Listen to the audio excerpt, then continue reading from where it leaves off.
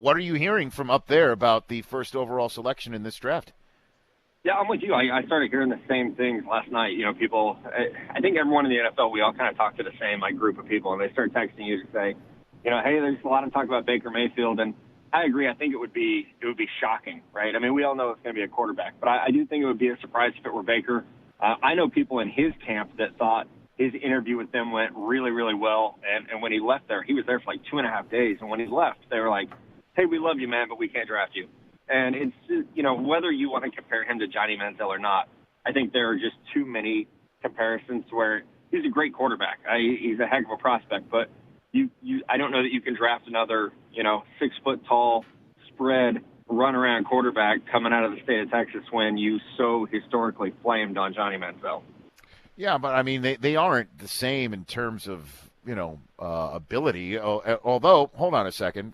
By that, the quote that Mayfield had attributed to him about why he did not study the Los Angeles Chargers playbook was one of the first things that I've heard over the last 2-3 months that would give me pause in any way, shape, or form in regards to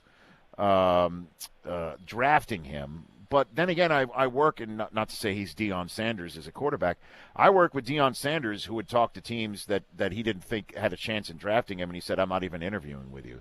Where do you stand on that subject? No, I think Baker is an interesting guy, and I think the Manziel comparisons are lazy, but I'm with you. Like, that story's not great. And then, I don't know if you watched the Behind Baker series, and I'm not trying to plug it for them, but it was really interesting to me that his mom, dad, and brother were super nervous that he was going to stay in L.A. and train after the Rose Bowl. That it wasn't maybe the best atmosphere for him to be out there unsupervised.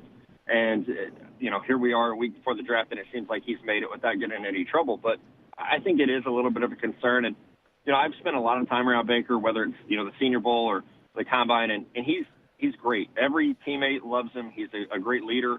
He's a little fiery at times, but I think that's part of the chip that you want, and it works for Tom Brady and it works for Aaron Rodgers. So it would be hypocritical to say it can't work for Baker if he can find a way to control it a little bit. The Rich Eisen Show, weekdays at noon Eastern on Audience.